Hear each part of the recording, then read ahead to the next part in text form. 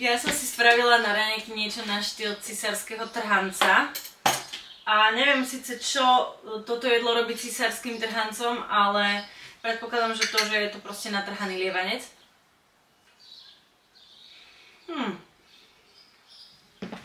No. Vyzerá to takto. Je to že strašne dobré. No.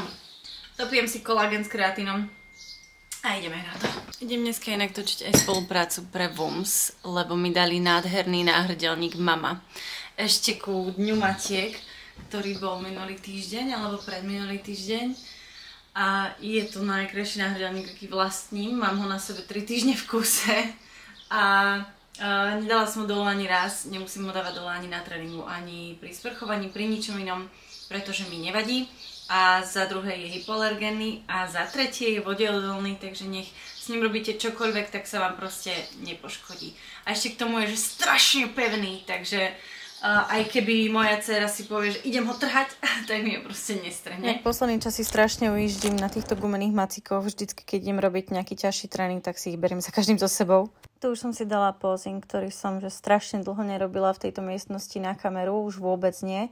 A bol to trošku zvláštny pocit, pretože mám pocit, ako keby som na tých opätkoch nemala úplne právo stáť, keď som proste teraz v reverske, nemám žiadnu prípravu na súťaž. A tu už sa chystám na svoj tréning. Prvý som si dala hip thrust, ktorý je mojou novou závislosťou, pretože tá riť to fakt potrebuje. Ďalšie bolo zakopávanie v predklone a potom som si dala klasické RDL-ka na B-stance a už len lítka. Chvíľku nejaké tie mancovačky pred zrkadlom, pretože tá kamera mi fakt točí úplne krásne a zbožňujem tie uhly. A v týchto šatniach vychytať nejakú chvíľku, kedy som fakt, že sama je úplne mega, lebo tieto zrkadlá a to svetlo proste je úplný úžas. A už sa chystáme na mekáč, kedy som si zobrala takú nejakú ľahšiu, trošku zdravšiu verziu. Zobrala som si tie kuracie stripsy ako šalát a dala som si jeden malý cheese a k tomu 0 kolu. Ale inak treba proste udržiavať ten balans. Ale chcela som jednu veľmi podstatnú vec, pretože dávala som vám možnosť otázok, ktoré samozrejme vždycky zabudám. Ale tentokrát som ich nezabudla, takže ja som sa na to pekne krásne vrhla a ideme si ich spolu zodpovedať, pretože vy ste boli že naozaj veľmi spicy v tých anonymných, ale ideme naozaj na všetky, ktoré som vám sľúbila, že vám zodpoviem. Prvá od Denny. Ako potlačiť tú nekonečnú chuť na sladké? Pokiaľ si v deficite, je úplne normálne, že máš nejaké tie chute, ale záleží veľmi od toho, aká miera tej chute je a že či je to moc vysoké, naozaj také, že proste máš záchvaty, alebo je to len proste chuť na sladké, ktorá ti nespôsobí ten nejaký záchvat. Pokiaľ je to pri veľký deficit, samozrejme by som ho navýšila, nešla by som nikdy do deficitu pod bazálny metabolizmus, ani tesne nad bazálny metabolizmus. Vyrátaj si to naozaj tak, hlavne nech máš nejakého kouča, ktorý ti pomôže to zdravo vyrátať. A čo sa týka tých chutí na sladké, úplne ideálne, pokiaľ máš hormóny v poriadku. Ak je toto všetko dobre nastavené a je to všetko v poriadku, tak ideálny scenár pre teba je, pokiaľ budeš tie jedlá zaradzovať nejakým štýlom do svojho jedálnička denne, ale v nejakých menších množstvách, aby proste tá hlava nemala pocit, že je to niečo zakázané. Anemička, zabudol som sa železo, aby tvoja hlava nemala pocit, že je to zároveň niečo zakázané a ešte k tomu si to proste ani vlastne nechceš dopriať kvôli tomu, lebo máš z toho nejaký svoj divný strach. Čiže určite si to dávaj pokiaľ sa ti to vopchá do tvojich kalórií deficitových, tak kľudne si to zaradzuj dennodenne, aby si tie chute nemala. Ale pokiaľ sa ti to proste nedá dať do kalórií, tak aspoň nejaký každý druhý deň daj si buď sacharidové vlny, kedy máš aj vyššie sacharidové dni, kedy si to môžeš dovoliť a potom nižšie sacharidové dni a všetko musíš proste komunikovať so svojím trénerom. Aký máš odborný názor na low carb? Prešla som na túto stravu nie kvôli chudnutiu, ale kvôli zdraviu. Pokiaľ ti to vyhovuje zdravotne a cítiš sa v tom lepšie, tak je to samozrejme pre teba výhodné. What the fuck?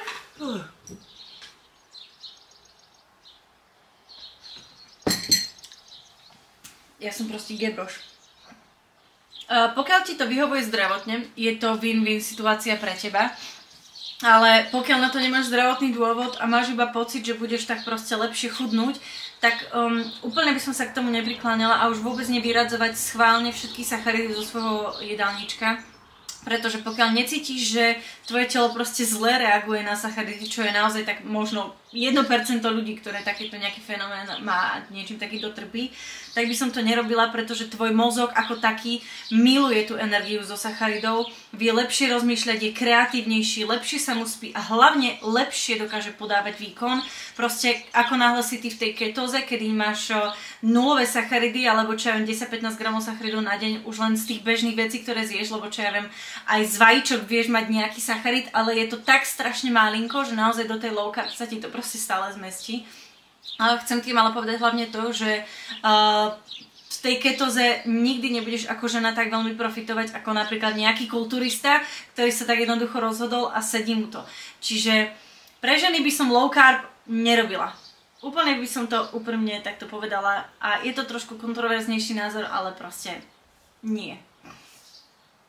Aký si mala pôrod a ako si to zvládla bolo to pre teba obdobie náročné? Ja som mala pôrod extrémne bolestivý. Aj som si pri tom poplakala. Moja mamina síce bola celý čas pri mne a vravila, že som to zvládla, že strašne statočne. Nemyslím si, mala som epidurálku a že vôbec mi nepomohla. Absolútne vôbec mi nepomohla. Cítila som, že všetko. Už len zavadzanie tej epidurálky bolo pre mňa dosť bolestivé, pretože ten pôrod bol extrémne dlhý. Nevedel sa mi, prepáčte chlapi, ktorí to počúvate, nevedel sa mi otvoriť krčok maternice, aj keď ja ako sama som bola proste otvorená dostatočne. Zvláštne toto rozprávať takto otvorene, ale však čo? Asi to pomôže niektorým ženám. Nestáva sa to bežne, že ten krčok maternice je naozaj tak strašne stvrdnutý, že proste nepustí to vôbec a nedá sa to roztiahnuť. Takže keď vám to mám takto dopodrobne vysvetliť, tak ja som v podstate prišla už do obedie pred môjim pôrodom do nemocnice, kde ma uvitovali, pretože som mala extrémne bolesti a moja pánva, keďže som mala veľmi pánvu náchylnú na to, aby sa mi proste rozišla pánva a respektíve tie pánové kosti, tak bolo pre mňa extrémne bolestivé každý jeden pohyb, už len bežná chôdza, spraviť viac ako 10 metrov chôdze bolo pre mňa strašná bolesť. Takže som bola už vtedy v nemocnici a večer mi začali dvaja muži rozťahovať krčok maternice, potom mi tam dali nejaké zvláštne vajíčko, ktoré že vydržalo tam tak 30 sekúnd, lebo som že vrieskala od bolesti, pretože proste ten krčok maternice bol tak strašne stvrdnutý, že proste sa to nedalo. Čiže potom, keď to skúšali znova, tak ma s tým dali spať. Keď som zaspala na presne minútu a pol, tak som sa zobudila s tým, že proste potrebujem ísť na vecko. Cestou na vecko ma zamotalo, odpadla som a potom sme teda postupne to vajíčko vytiahli a išla som spať. Ráno, keď som sa zobudila, tak mi pomaly začínali dosť veľké kontrakcie v dosť krátkych časových intervaloch, takže už som volala mojej mamine, ktorá potom neskôr prišla, praskla mi voda a išli sme rodiť. Neviem presne, v akom časovom horizonte som išla rodiť, viem, že ten pôrod trval asi 13 hodín dokopy. Porodila som len nejak 6:30, možno 8:30, ja vôbec neviem, proste potom už mi dali malinku na ruky a už to bolo všetko v pohode, takže áno, toto obdobie bolo že strašne náročné pre mňa, pretože som pribrala 20 kg kvôli tomu, že som sa nemohla kvôli tej mojej bolesti v panve hýbať a už vôbec necvičiť, cvičila som tak možno do 3. mesiaca a potom úplne dosť, čiže bolo to veľmi náročné. Bolesť spodného chrbta pri zakopávaní mŕtvom ťahu. Prečo? Predtým to bolo v pohode. Aha, ak to bolo predtým v pohode, tak je dosť možné, že sa tebe niečo stalo zdravotne, o čom ani nemusíš úplne vedieť, pretože aj ja som mala veľmi zvláštnu bolesť proste spodného chrbta a nevedela som si ju ani vysvetliť, nevedela som ju ani vyriešiť, takže mne to jednoducho iba prišlo a zase sa mu odišlo bez nejakého vážneho dôvodu. Bola som vtedy v stresovom období, ale to som aj teraz, to som v podstate celý svoj život a snažím sa to nejakým štýlom napraviť. Ja neviem, bez toho by som zývala. Takže musíš určite zajsť k nejakému odborníkovi, ale pokiaľ sa to týka techniky, čo si nemyslím, pokiaľ to bolo predtým v poriadku, tak by som to asi riešila iba čisto tak, že si nájdi proste nejakú trénerku, dobrú trénerku, lebo dnes už trénuje každý druhý. Ideálne kľudne mi pošli tvoje videá s technikou, ja ti ich zhodnotím a poviem ti, že čo by si mohla skúsiť robiť inak, ale v každom prípade veľmi rada ti pomôžem. Bojíš sa niekedy v budúcnosti, že čo a ako? Akokoľvek strach mávaš, si bohyňa. Ďakujem. Veronička. Bojíš sa niekedy budúcnosti? Ja sa nebojím budúcnosti. Ja som práve že strašne taký tešivček. Proste sa teším vždycky zo všetkého, čo môže prísť, ale ak mám mať z niečoho niekedy obavu, tak je to skôr taká nejaká blízka budúcnosť, že väčšinou ak ma čaká naozaj veľmi ťažký pracovný týždeň, že musím behať z miesta na miesto a byť mimo svojho režimu, ktorý ja milujem. Milujem proste byť doma, mať režim v strave, v chôdzi, v tréningoch, v spánku poriadny, nemať takéto akože okolité vplyvy. Tak vtedy mám stres, ale to není, že by som sa bála, že to nezvládnem. Viem vždycky, že to zvládnem, len sa mi proste nechce ísť do toho. Ale to je akože tak v pohode.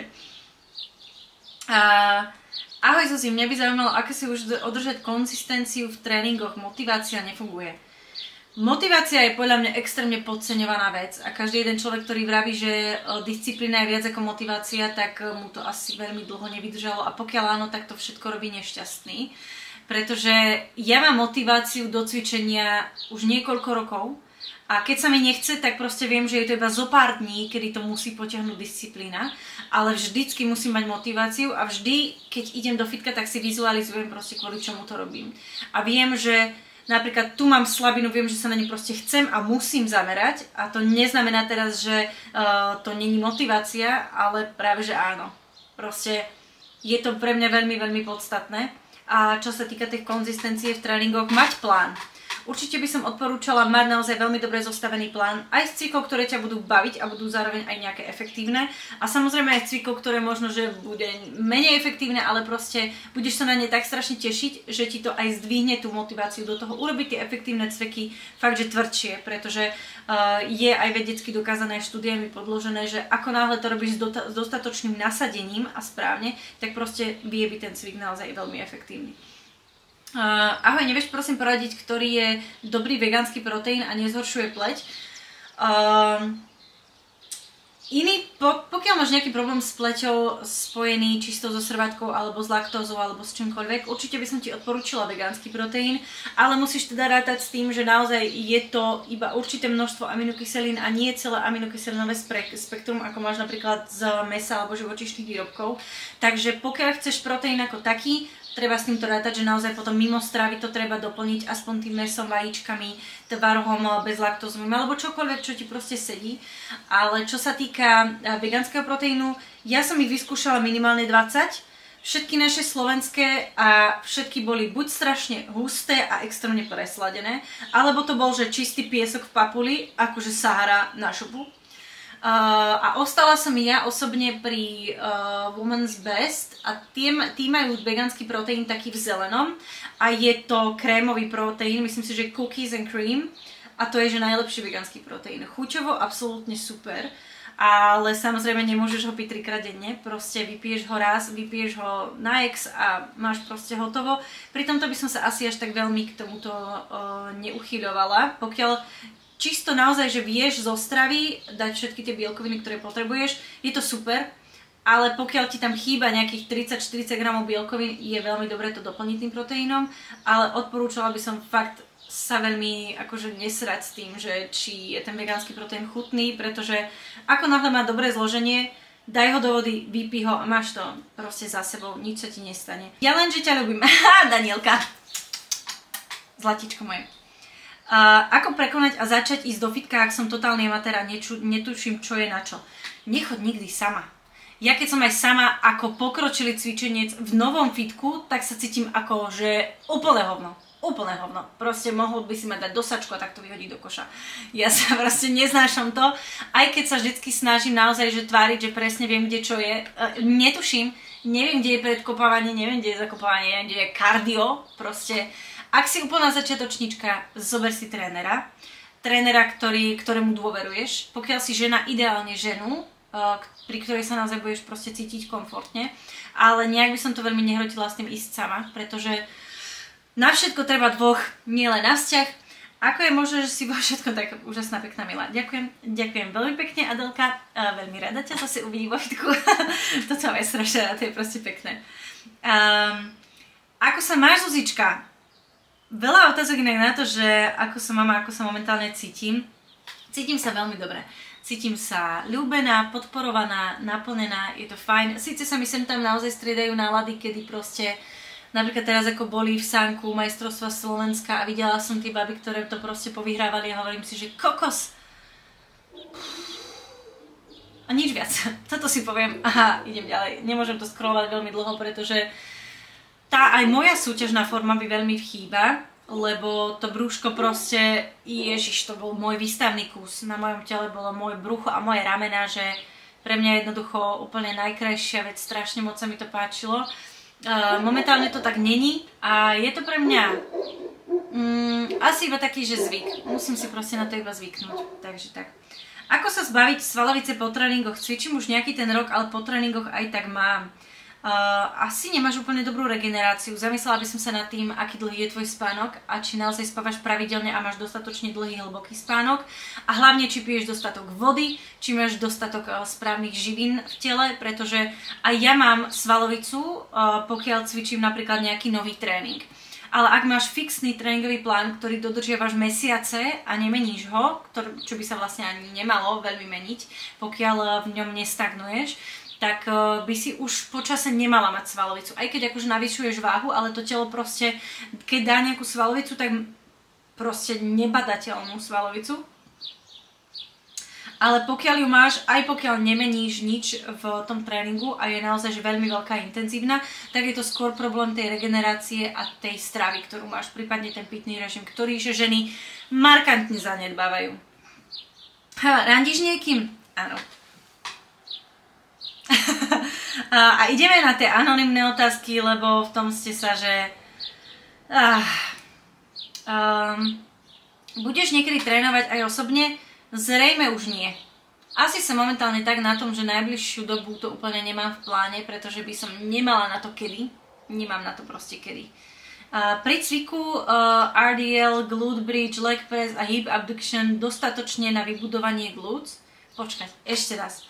Sú cviky mŕtvy ťah, glute bridge, leg press, hip abduction dostatočné na vybudovanie glutes? Mala si tam cvik na mŕtvy ťah, mala si tam bridgeový cvik, mala si tam leg press, abdukcia, áno. Kľudne by som pridala ešte nejaký unilaterálny cvik, napríklad výpad vzad na multiprese, proste niečo stabilné, čo vieš dobre kontrolovať a máš úplne, že fixný tréningový plán. Alebo by som mala vybrať iné cviky? Musíš sa veľmi zamyslieť nad tým, že ktoré cviky aj máš rada, na ktoré cviky sa tešíš a ktoré cviky sú pre teba efektívne. Za mňa vždycky hip thrust určite, nejaký drepový cvik, ak nechceš robiť klasický voľný drep, tak kľudne rob drep na úzko s tyčou na multiprese, alebo leg pressový cvik, ideálne ten leg press ležmo, kde vieš ísť naozaj aj unilaterálne, čiže mať nohu dole, kedy sa vlastne hýbeš ty a nehýbe sa tá platforma ako na leg presse ležmo. A kľudne by som tam dala jeden unilaterálny cvik, to už sme spomenuli, abdukcia a pokiaľ by si chcela mať akože všeobecne nohy, tak určite aj nejaká addukcia, čiže na spájanie tých nožičiek, na vnútorné stehná a pokojne ešte nejaké zakopávanie, lebo aj ten mŕtvý ťah ho vie veľmi dobre vybudovať, ale keďže hamstring je dvojklobový sval, tak je zapojený aj na ohyb v kolene, to znamená, že potrebuješ tam ho proste zapájať aj v inom cviku. Ďalej, je pro nejaké partie lepší prorůst více opakovaní, napríklad 10 plus opakovaní v pracovní sérii, nebo je v pohode jet u všech méně, napríklad 6 až 8, s tím, že v obou prípadech jdu blízko selhaní. Pokiaľ vieš ísť naozaj dobre do zlyhania, napríklad aj na, čo ja viem, 15 opakovaní, je to úplne v pohode. Neodsudzujem nikoho, kto robí 10-12 opakovaní. Je to na každom, pokiaľ sa proste necítiš dobre v tej 6 alebo 8, kľudne choď viacej, ak ti to pomôže na techniku. Ale samozrejme je efektívnejšie, pokiaľ ideš napríklad okolo tých 8. Asi by som to u žien, a hlavne nie u začiatočníkov, vôbec nehrotila tým štýlom, že proste musíš ísť 4 opakovania. Ja to môžem robiť teraz, lebo som o dosť pokročilejšia ako klasický začiatočník a viem už, čo si môžem dovoliť, viem veľmi dobre navnímať to, kedy naozaj príde to zlyhanie, ale pokiaľ sa proste v tom cítiš lepšie, cvič kľudne 12 opakovaní. Tá séria síce bude trvať dlhšie, bude pre teba aj centrálnu únavu trošku viacej náročnejšia a viacej sa možno, že zadýcháš, budeš mať aj vyššiu tepovku, viacej samozrejme aj spalíš kalórie, ale myslím to tým, že na fitko všeobecne nejdeš paliť kalórie, ideš tam proste dvíhať činky a ideš tie svaly budovať, takže určite je efektívnejšie ísť nižšie opakovania, ale pokiaľ sa proste cítiš lepšie v tých vyšších, prečo nie? Je to stále efektívne, ak dosiahneš naozaj zlyhanie v tých 12, na tom, čo ja viem, 10, 11, 12 sú fakt také, že už ideš úplne že mega na doraz. Skôr by som tam porozmýšľala nad tým, že či je to naozaj svalové zlyhanie, alebo ti zlyhala centrálna únava, alebo úchop, alebo kolena, alebo chrbát, čokoľvek, stabilita. Čiže je to úplne na teba a musíš ty sama seba navnímať. Rady na primeranie, prosím, už som zúfala. Priberanie bolo pre mňa extrémne náročné, lebo som mala naozaj priveľký kalorický surplus,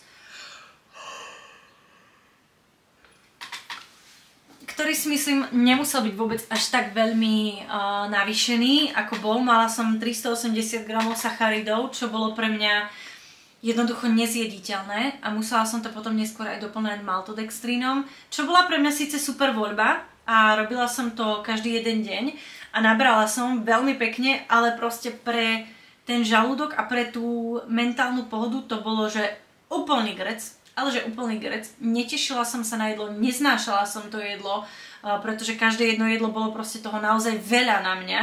A tam nešlo ani tak o ten objem, keďže sme naozaj chceli robiť ten objem čistý, tak proste toho jedla muselo byť viac, aby to neboli sračky a zbytočne kalorické veci na tukoch, keďže tých tukov som nemala 200, ale mala som ísť čo 65 alebo 60 a mala som tam naozaj strašne veľa sacharidov, tak proste to tak bolo. A pre mňa naozaj najjednoduchšie, čo bolo nemať až tak veľký kalorický surplus, ale ideálne budovať svaly trošku čistejšie v tej rekompozícii, čiže chudnúť tuk a zároveň naberať svaly, čiže v tých udržiavacích kalóriách, kedy sa dá robiť rekompozícia postavy, alebo mať surplus napríklad maximálne nejakých 300 kalórií, ale neísť úplne, že 1000 kalórií surplus, pretože je to podľa mňa už teraz zbytočné. Myslela som si predtým, že naozaj, že prežierať sa a jesť na silu, fakt, že sa ideš dogrcať po 4. súste, je efektívne. Pre mňa úplne nebolo. Ďalšia otázka. Ahoj Zuzi, je ideálny počet pracovných sérií na partii za týden? Ďakujem, mne krásny deň. Ďakujem, aj ty maj krásny deň. No, anonym. Nie je ideálny počet sérií na partiu za týždeň. Ja viem, že teraz je okolo toho, že strašný humbug, kedy, ja neviem, čo ja viem, David Kajuch povie, že je to toľko a toľko sérií, Tomáš Macek povie, že je to toľko a toľko sérií, Dominik Prelovský povie, že to je toľko a toľko sérií. Spravte si tak, ako vy cítite, že je pre vaše telo efektívne. Ak stále rastieš na tom tréningu a tréningovom objeme a intenzite, na ktorej rastieš, je to v poriadku. Ako náhle začneš stagnovať, vyskúšaj niečo iné, vyskúšaj buď menej, alebo vyskúšaj viacej podľa toho, koľko momentálne robíš. A ideálne, ako už hovorím 15 krát, maj trénera, ktorý ti s tým pomôže a ktorý to bude dohľadovať. Ideálne naozaj niekoho, kto už mal za sebou aj nejaké súťažiace, kto už mal za sebou aj veľké premeny z obezity, ideálne niekoho, kto už má skúsenosti aj s niekým, kto mal napríklad z anorexie, bulimie, naozaj, že veľmi všeobecne založeného človeka, ktorý pozná množstvo rôznych prípadov a bude vedieť konkrétne s tebou pracovať.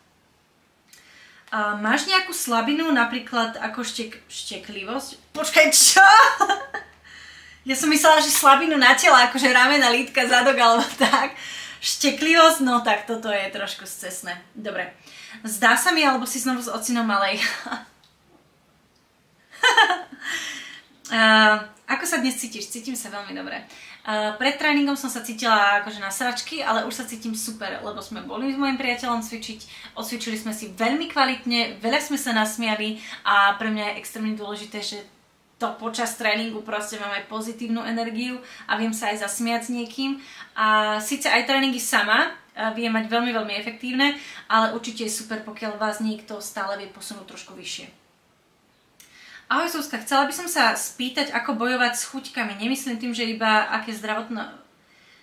dať si aké v zdravom množstve, ale myslím niečo také, ako až záchvatové to potrebujem. Inak ľudia, vy neviete písať, akože ja keď to prečítam, tak pre mňa je to, že mind-blowing. A ako bojovať s chuťkami, ktoré sú naozaj až do záchvatu? Skôr by som sa pozerala na kameň toho úrazu a nie len bojovať už konkrétne s tým problémom, ktorý vznikol na základe toho, že ty máš nejaký vnútorný problém, teda tú príčinu.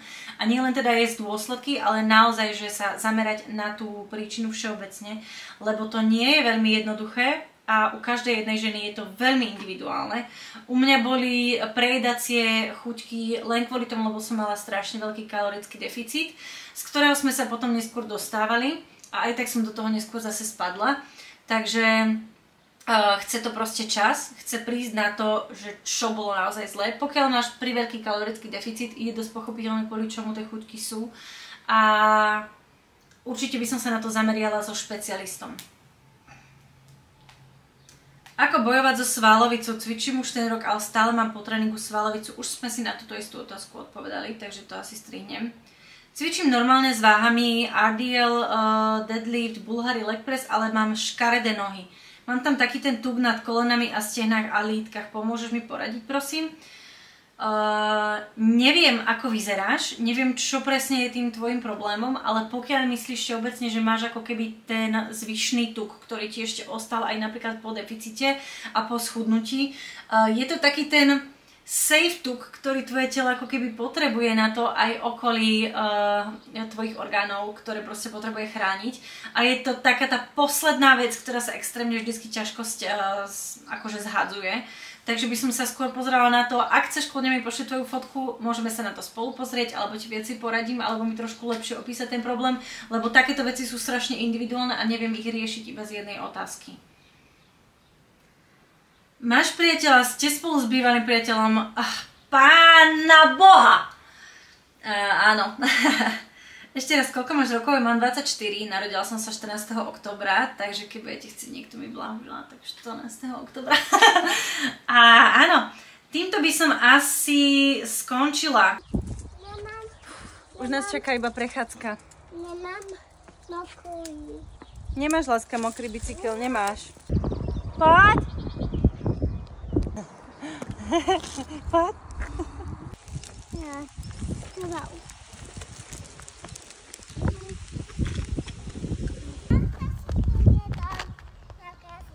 Kto tam niečo nakreslil? Tu je značka, že som na hlavnej ceste. To znamená, že môžem ísť smelo. Až kým neprídem ku značke, pozor, daj prednosť v jazde. A tu musím zastaviť. Ty si na hlavnej. Kvôli tomu, že naozaj nemám najkrajšiu pleť po súťaži teraz, tak je to pre mňa trošku náročné. Minule som sa premalovala dokonca 3-krát, že proste ráno som sa namalovala, potom som sa namalovala na obed a potom ešte po obede, keď som išla pomalinku do škôlky. Pretože ráno, keď idem do škôlky, vždycky si robím úplne taký, že extrémne jemnúčky make-up. To znamená, že nerobím si ani obočie, ani špirálu, ani nič, vlastne dám si proste iba korektor pod oči. Trošičku to zapudrujem a idem proste za ní z malinku do škôlky. Ale už keď idem cvičiť, tak sa chcem proste cítiť aj trošku dobre. Takže sa namalujem druhýkrát a keďže po tréningu sa aj sprchujem, tak sa proste namalujem tretíkrát. Čo znie akože strašne a videla som jednu youtuberku, čo robila challenge, že mesiac úplne bez make-upu, to znamená, že ani korektor, nič. A ona normálne chodila úplne odmalovaná, že všade. Lenže mala krásnu pleť, nemala proste výrazné akné ani nič, hej, sem tam nejaký pórik alebo čo, ale nikde nemala tak veľmi rozsiahle jazvičky ako ja po celom ksichte, čo teraz nevidíte, lebo mám proste dobrý make-up a veľmi kvalitný make-up. Nebudem vám vraveť aký, lebo podľa mňa každej jednej žene sadne úplne iný make-up. Jeden, čo sadol kamoške na aknoznú pleť, tak zase nesadol vôbec mne, proste strašne sa mi upchával do porov. A jej zase urobil krásnu žiarivú pleť, aj keď mala veľmi výrazné akné, takže akože zdieľať tipy na make-up ako tá foundation je podľa mňa akože úplne bezpredmetné. Niečo také vôbec skúšať. Ale čo vám môžem zdieľať s úplne čistým svedomím, tak je od Rimmelu mám v otieni, toto keby viem, 100 Hello Pink Neviem, či to pekne vidíte. Je to tento rúž. Je úplne prekrásny, však vidíte, že úplne vyzerá krásne prirodzene na tých perách. A vyzerá vlastne takto. Má úplne jemnúčku, veľmi príjemnú prirodzenú farbu. A to isté je táto ceruska zo Shiglemu. Je to jedna z tých úplne najsvetlejších ceruziek. A strašne moc ju mám rada, lebo ide vlastne aj so struhatkom, takže mi vydrží. Kúpila som si pre istotu 3. Lenže všetky 3 som začala míňať, lebo ja ako moje ADHD proste jednu odložím a druhú zase začnem míňať. Aj keď to nie je vlastne vôbec potrebné, len sa mi to proste nechce zase hľadať. Takže otvorím takto 3 ceruzky. A keďže musím chvíľku teraz počkať, kým sa mi upokojí ľavé oko, pretože keby vyjdem vonku a vonku mierne pofúkuje, tak by mi v momente bol proste rozmazaný make-up zo slzičky, tak si chvíľočku zatiaľ pokecáme. Pretože strašne veľa otázok mi chodí na to, že či budem chcieť znova súťažiť. A tesne po súťaži som bola veľmi odhodlaná do toho, že áno, ale s iným prístupom. Momentálne som na tom asi tak, že s mojou trénerkou chcela by som skúsiť ísť na súťaž 2026 jeseň. Je to také dosť rozumné rozhodnutie pre mňa. Neviem si vôbec predstaviť ísť hneď túto jeseň. A dostala som niekoľko aj takýchto rád, že choď hneď túto jeseň, musíš sa len proste vysúťažiť, vydietovať a tie svaly budú hneď inak reagovať. Viem si, je to veľmi individuálne, ja som naturálna, nikdy v živote som do seba nedala nič iné okrem kreatínu a proteínu, takže pre mňa, moju mentalitu a moje svaly a moju telesnú rovnováhu, hlavne hormonálnu, si neviem predstaviť, že by som teraz išla hneď vlastne na ďalšiu súťaž, aj keď pod iným princípom, ale aj tak proste. Je to veľmi akože taký dosť toxický šport, subjektívny šport. Baba, ktorá môže mať proste lepšiu genetiku, je to aj o genetike, veľmi veľká časť je o genetike. Môže vyhrať na tebou, aj keď robila a jedla a cvičila úplne rovnako ako ty. A je to úplne ukradnuté, pretože ako náhle má proste lepšiu stavbu tela, to znamená dĺžku kosti inú, šírku ramien, ja mám napríklad dosť uzučké ramena, mne sa dosť ťažko teda pôsobí ako X-shape na pódiu, keď mám proste úzké ramena. Je to u každého veľmi, veľmi individuálne a presne kvôli tomu neviem úplne, či by sa mi oplatilo ísť znovu do tohto športu. Ak áno, tak asi v inej organizácii. Ešte neviem úplne naisto a na 100%. Ale to zistíme. To všetko zistíme. V každom prípade, ja som strašne rada, že si sa dostala, predpokladám, že dostala na koniec tohto videa. Veľmi, veľmi sa teším, že tento môj kanál sa pomaličky začína uberať dobrým smerom a začínam sa tomu fakt venovať. Pretože mi nepríde úplne voči vám fér dávať si veci teraz na Hero, keď viem, že proste moje kecačky by ste nepotrebovali si za to platiť, keď vám to môžem dať proste na YouTube a budovať si radšej komunitu, miesto toho ako na vás zarábať.